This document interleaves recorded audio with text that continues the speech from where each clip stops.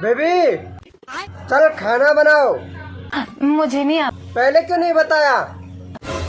Surprise.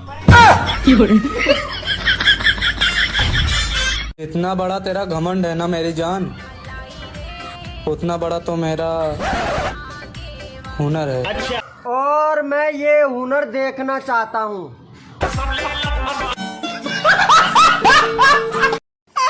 क्या हुआ, क्यों रो रही है?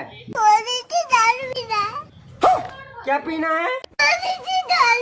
अरे थोड़ा धीरे बोल यार, तेरी मम्मी सुन लेगी।